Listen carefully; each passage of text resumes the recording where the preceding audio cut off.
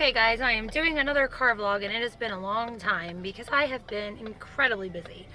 So I'm going to give quick updates and I'm going to try to do this when I'm talking. Sometimes I don't have a filter, you guys know that, but there's a lot that's going on and I want to do it like, I don't know, neutral, but whatever. So right now, this thing, I've been going to Augusta every single morning at 7 a.m. because I have a PICC line have been put in because where I had the surgery, the incision opened up after my trip to Oregon and I got a staph infection, and not only did I have staph, I had strep, and they put me on a very high dose of oral antibiotics and it didn't cut it. I was getting sick.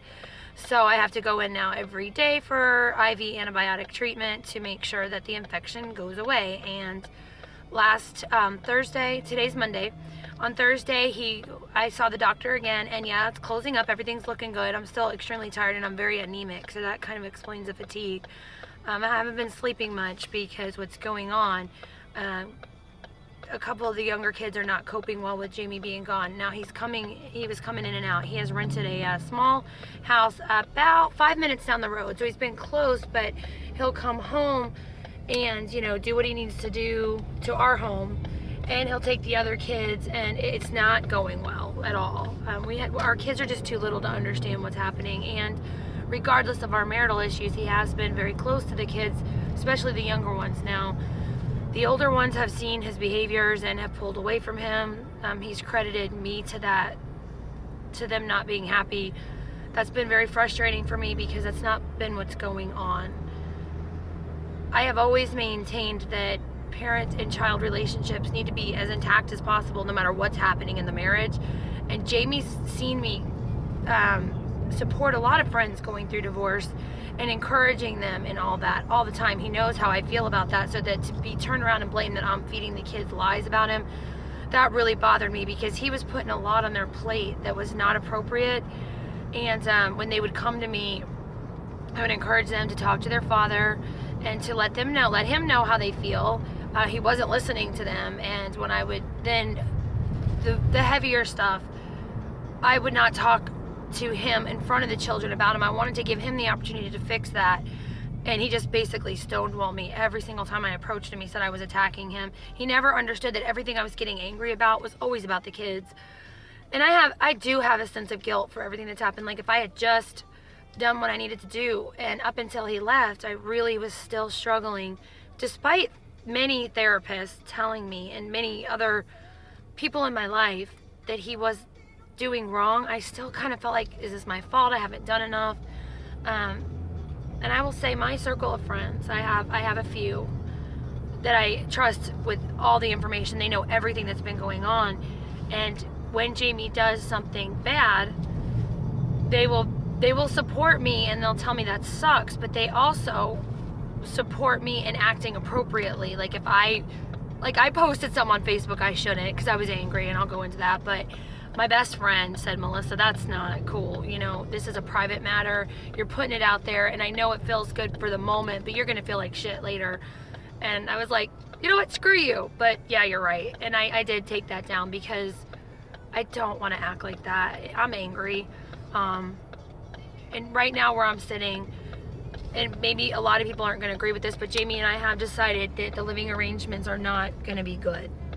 Being apart from the kids, he does need to be in their daily life, and that's really hard because we have a lot of issues now. It doesn't matter. It doesn't matter what our issues are. We can fire guns at each other all day long, but our kids are straight in the middle of it, and they don't deserve that. And they deserve to have a relationship with their father based on their relationship with him, not his failures on me and not my failures to him. Because in the end of it, guys, like, Jamie's really pissed me off. You probably have figured that one out, but he's been a good dad. He hasn't been a good dad to the older ones, he'll admit that, because they've come to him with their feelings and he's shut them down, and that's not okay. My kids can come to me with anything. Kyle has told me off a couple times. Cal has definitely told me about myself a couple times, and I have to validate them. I'm trying to raise people that can interact with the world in the healthiest way possible, and it's not a parent's right, even though we're their authority, to invalidate that. They're being righteous. They are telling me the truth. They're telling me I was doing something wrong, and just because I'm their parent, I can't be like, I'm your parent and I say so because I can do what I want. No, they are viewing things from their own level of personal morality, and they're correct and I am not. So I've let them have that voice, and unfortunately Jamie has not let them have that voice, and that's something he has now acknowledged and is recognizing. Now, for the little children, their needs are very, very base. They want to be hugged and cuddled and felt safe, and they need presence. They don't need influence. They need presence, and Jamie provides that to them. So we are still going to work on trying to maintain a residence together that allows him to have his separate life and mine for that purpose, because the kids need to see him every day, and Jamie needs a little bit of more help, guys, and I'm going to go into that one now. He doesn't love my vlogs, but a lot of people are wondering what is going on. He moved in with a friend, and this friend I thought was going to be okay. Now that he's out of that situation, okay, so he lived with the friend, and then he got a house, a month-to-month rental right down the road, like I said. And this friend, quite morally interesting, he encouraged Jamie to put a tracking device on my phone, even though everywhere I was going, I told him exactly where I was going and what I was doing when I had my weekends off. Because I felt like that was my responsibility. If there was an emergency and maybe my phone was off, this is where I'm going to be. There was no reason to track me. Unfortunately, I'm a very honest person, and I've let him blow through boundaries of, now that we are separated, I don't have to be as accountable to what I'm doing. He encouraged Jamie to pursue paid sexual relations with disadvantaged young women because he does this. I don't really even know. Jamie did not do that, just so you guys know. He was just like, I can't believe this guy. He quotes the Bible, and yet he's paying people to perform sexual activity on him. And I had my children around this man, and I'm absolutely disgusted about that. And I'm a big bitch now because I think that's disgusting, but whatever. Not to Jamie, to this person, because he does have a friendship with Kyle. And Kyle being 18 and getting ready to move out, that is Kyle's decision whether or not to be around this person. But my younger ones were around him, and I feel like anybody that's going to pay young women very minimal amounts of money from the projects to do sexual things is also a sexual predator, and I will not have that around my children. So anyway, upon leaving, Jamie has pursued some things he should not. He reached out to an old high school girlfriend who he did have a sexual relationship with. She has caused problems in our marriage before, contacting him here and there throughout the years. And people are like, you're so jealous. No, not really. I went to the zoo with this girl. He had a relationship when he was 17. When he reached out to her, she decided she's in love with him. She's in love with him. They're going to be together, and she doesn't know who he is. I think that bothers me the most. I've lived with somebody for 20 years, and I've had a life with somebody and had children with somebody. I've built their career with them, school, deaths, moving. We've lived a life together, and so the people that have come into his life has completely invalidated everything, and they have built him up in things he should not be doing. The things he has done to me, I will not detail, but he should not be doing them. Healthy individuals don't treat other people like that. And what makes me so mad is that I have gotten angry. I went to my therapist because I'm like, I don't like how I'm acting. I'm so angry, and I don't want to be angry. That's not a way to live your life, is to be constantly angry. I really wanted to come to a place where if he was doing something bad to me, that I could set up an appropriate and healthy boundary, but also have some compassion that if he's doing these things, there's something going on in his heart and his brain and his mind, and he needed to work through those. But I was getting extremely angry. Like, there's things going on in our house that need fixed, and he's like, you can't manipulate me to come to our house. I'm like, yeah, we own this home together, and this is where your children live, and you're not a single man. We're not even divorced yet, and no, I should not be dealing with all this shit alone. It's hard. So while he was talking to this high school friend, she confessed love to him. She wanted to leave her husband. And Jamie, you guys know I did talk to my Australian friend while I was married. It was not right. At that point, Jamie told me that when the baby was born, he was divorcing me because I was not providing him what he needed anymore. That was a mess. But he has, for months and months and months, told me that I'm a moral person because I was married and speaking to somebody. And now he was taking on this high school girlfriend and talking to her even though she was married, and she was hiding it. She left her husband. She called the abuse hotline on him for her children to try to get out of the situation. And when Jamie pulled back, that's when she decided to move out. And this person lives pretty far away. And so when he told her firmly, no, that's not going to happen, she moved back in with the abusive husband. And when he told her that I don't because I told him, I'm like, I knew everything that I have contact. I said, Jamie, are you doing this? Because he cut me out of our cell phone bill. So I was kind of like, what are you doing? So I knew he contacted this high school girlfriend. And what bothered me about that is that our marriage broke down because Jamie was using me in a way that was not healthy.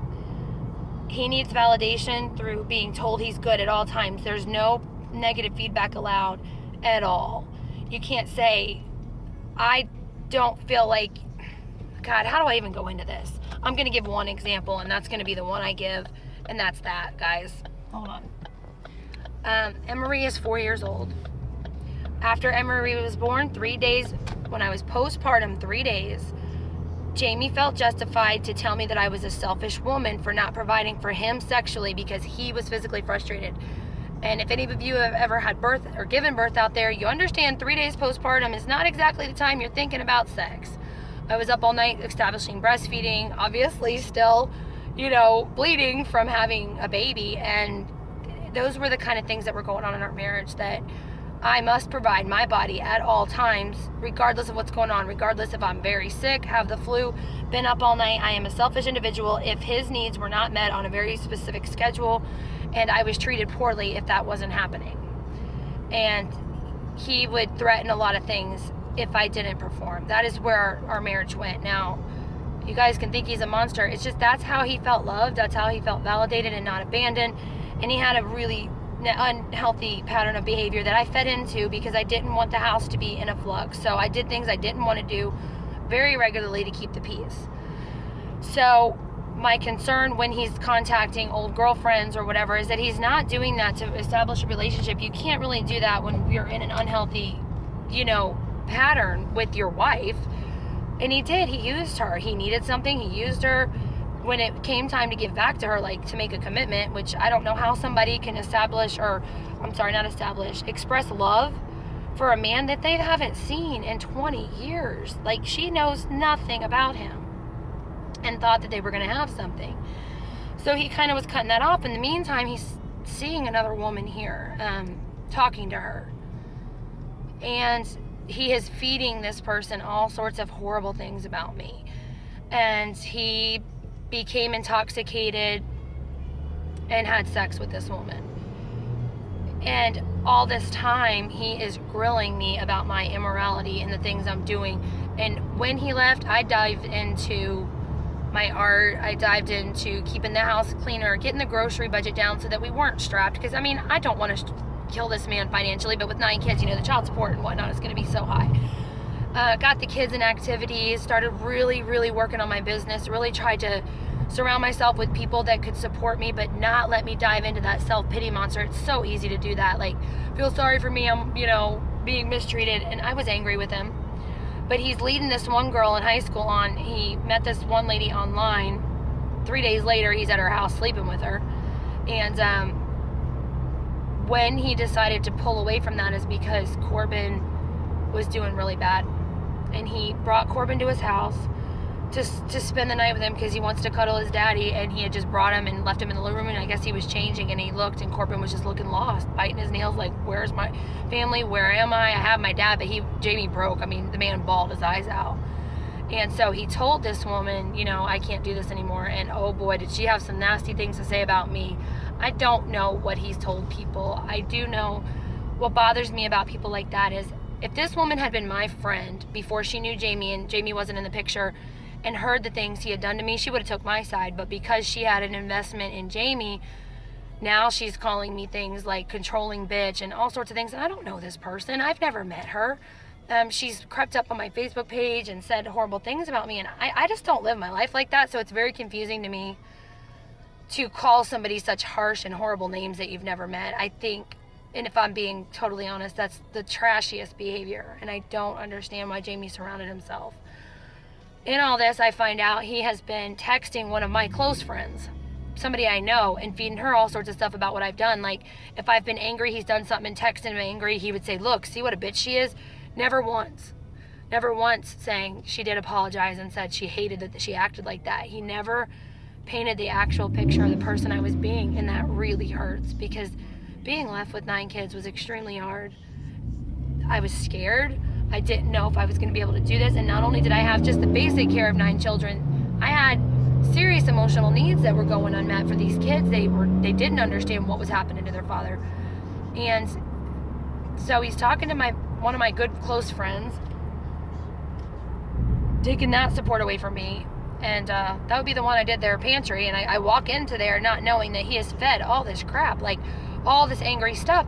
And I could tell you guys the things that he said, oh, she did this crazy thing. I would tell you that I did it. I would tell my girlfriends, oh my God, you guys, he made me so mad and I did this. I feel like such an asshole. I don't want to be like that. I'm not delusional. I'm not unstable. I know that I've been angry with him. I think that's pretty much normal. But I also reeled myself back in and thought, anger does not solve anything. I'm not going to be able to be mad enough to make him be the right person. We all know how that works. At least I hope you guys out there know. There's no amount of anger and condemnation that you can lay on a person to change who they are inside. That has to come from within. So I really was keeping myself in check. The last thing that's just blowing my mind is that he convinces therapists that he's fine. This bothers me because he came at her at the very beginning and said, I'm a manipulative person. I will try to get you to like me. And that's exactly how he handled it with her and got her convinced. But the thing you have to understand is he didn't tell her what he was doing. He didn't tell her anything of that he was struggling with, that he was using women again sexually to get what he needed with no intention of being something for them. He wanted what he wanted. He wanted support. He did not want to add to their lives. He wanted to take. And it wasn't just these people. He has trashed me to every person that he could possibly get on the phone and not told him the things he's doing in his house. And what kills me, you guys, is that I can go back a few weeks and I would ask him, is this happening in your life? Because I really have a gut feeling this is happening. And he would get so freaking mad at me. Like, how could you think that of me? I would never do such a thing. That's why we're divorced. That's why we're divorcing, because you always see the worst in me. I said, I'm not seeing the worst in you, Jamie. I think something's going on that's making you a little more bitter, a little more angry. Do you want to talk about that for our kids? And all the hellstorm that I got. And he never told anybody he was treating me like that. It was always in person. Our kids are furious with him because he just wouldn't listen to anything I had to say or anything that was bothering me. He turned it into, I'm a crazy bitch. I mean, I know this is how it goes with, exes. He's a crazy bitch. And all the time I was taking the high road and telling the kids, you know what, he's angry right now. This is a new life for him. He doesn't quite know how to navigate it. I'm sure it's hard to come in and leave the whole time. And this whole time he is finding new people to tell his pity story to. And he's such an unhealthy individual. But we're gonna work on that, guys, because no matter what happens, number one, if I trash him and tear him down and hurt him further, that doesn't do anything for him. It does nothing for me. It does nothing for my children. Him to be a happy and healthy individual is the goal here. And he has chosen to surround himself with people that feed it. They're like, yeah, you should treat her like that. Now, you know what else? I'm going to just put this out here. If you're a woman out there and you ever hear that a man has mistreated a woman and you give some sort of justification for that, you're an asshole. You are a complete asshole. And you think about if you want your daughters treated like that. Like, oh, that's okay that you did that to that girl. Now that I like you and I think you're cute, it's totally okay that you've totally treated your wife like an asshole. No. We should be standing up and we should be holding these men to a higher standard. Now, guys, God, I haven't said a lot about this out, but I have been seeing somebody and they do have an ex and they do have conflict. And I'm like over here, like, you need to be a little nicer because your ex has a point and you're not seeing it. I have never tore the ex down, and I told this person, and it's not serious just yet, but I told him from the very beginning, we are not going to do the bashing exes thing. We have had beautiful lives and created beautiful children with people, and we will absolutely not start something with something so negative. That's not right. You can't build something positive out of something negative. We can say that we've learned some things from our, previous partners, but I don't understand. There's a whole lot more interesting things. If you're connecting with somebody and you're wanting to build a relationship with them, I don't really think that you should spend a hell of a lot of time talking about how horrible your ex is. You can say all the things you've learned. You can say the things you're struggling with, but the bashing, if I dated anybody that's like, yeah, your ex is a real fucking prick.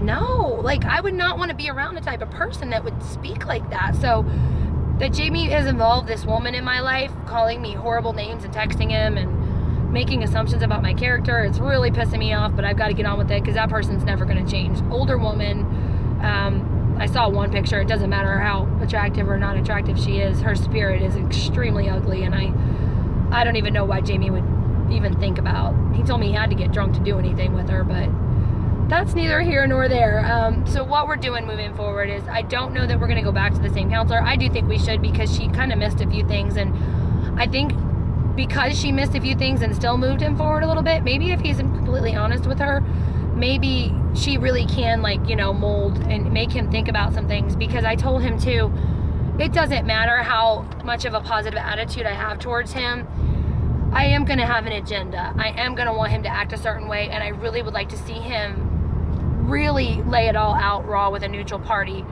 because I don't want to direct, like, well, I think you should do this because it benefits me. That's not going to be helpful to him either.